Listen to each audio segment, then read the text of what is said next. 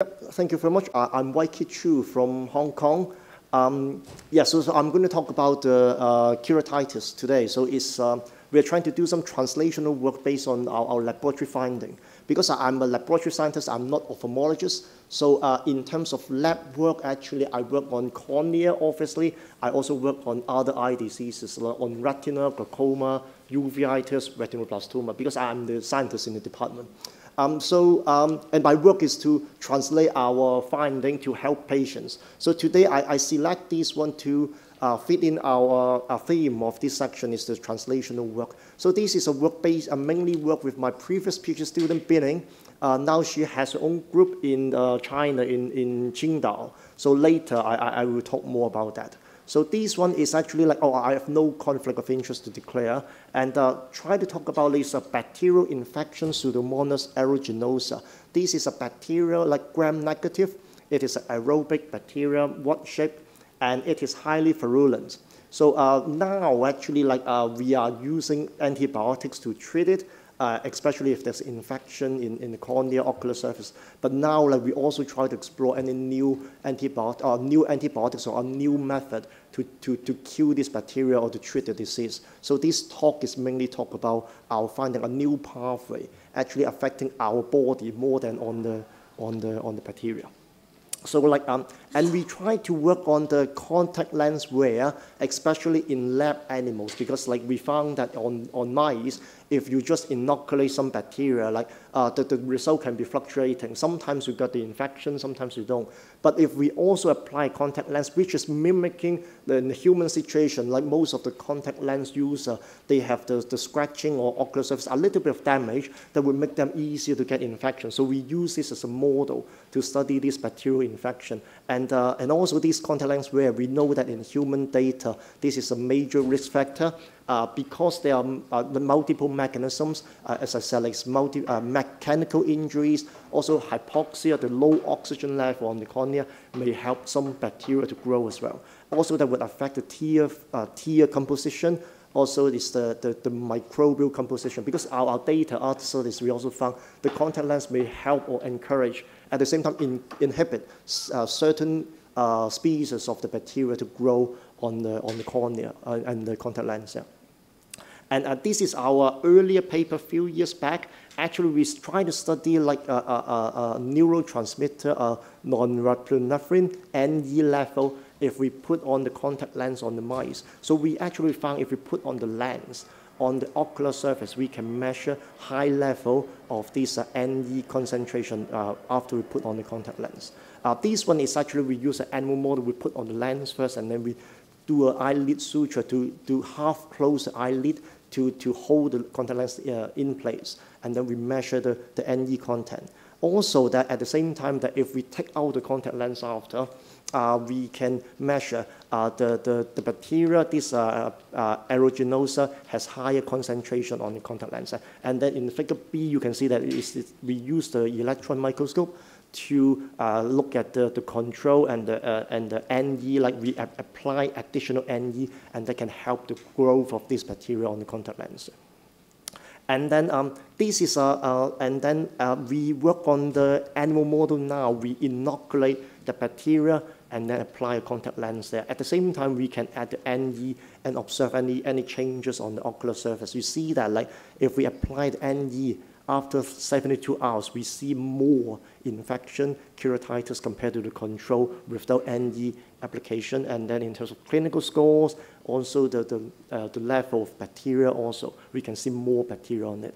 And then the bacteria on the cornea, not only on the cornea, but also on the contact lens, we see high level of this bacteria growing there. So, and also then we try to do the histology, look at the immune response on the cornea. So we see that it's the infiltration of the neutrophil into the full thickness of the cornea. So you see like if we add the NE, that actually the whole thickness, we can see this neutrophil marker, as well as other cytokines, like TNF-alpha, IL-1, IL-6, all these are pro-inflammatory cytokines. We see higher concentration.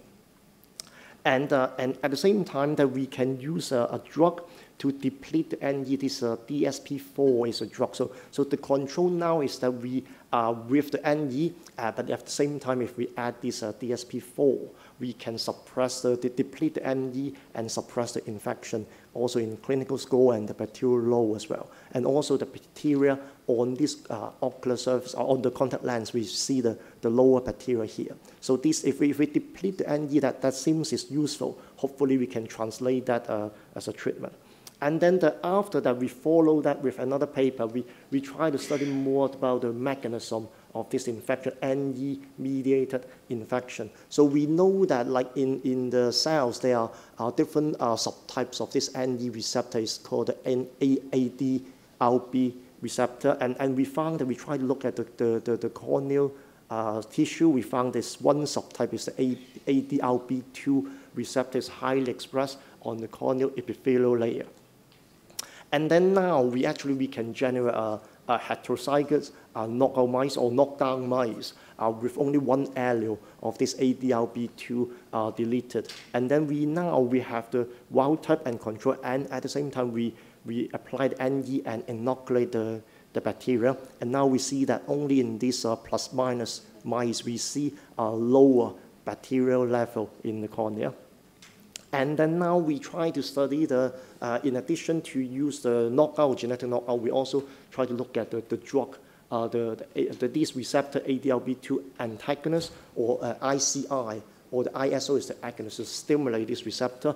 We found that only if we use actually here, like if we use this ICI, the antagonist, we can have lower level of this infection. And then if we look at the mechanism, the ICI actually would induce expression of this, they call the double specific phosphatase, DUSP5 is induced expression. So to prove this downstream pathway of this receptor, we have a drug, is the Suramin. If we apply co-treatment with the ICI, now we see the infections coming back to confirm this DUSP5 and the and this ADRB receptor, they are in the same pathway.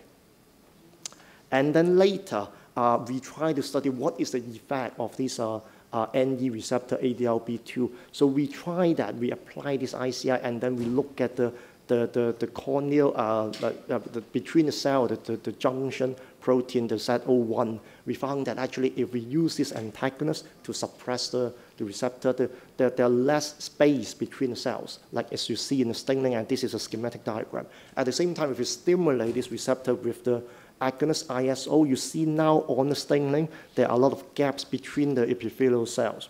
So actually, we believe this is generate some gaps for the bacteria to infiltrate into the cornea. So that means that actually this is the pathway that we are seeing is working on the cornea, on the epithelial cells, instead of inhibiting the bacteria. Of course, now we are also studying the impact of the bacteria on the bacteria as well. So now the conclusion here is that we found this NE pathway and also the receptor that can promote the contact lens wear induced keratitis. I think this is the end. And as I said, this is my previous PhD student. Now she's working in China with her own team, and this is my current team in Hong Kong. So they are all working on different eye diseases. That's all. Thank you very much. Thank you. Any questions? Okay. So if not, then I go back to my seat. So, yeah. Okay. Thank you very much. And then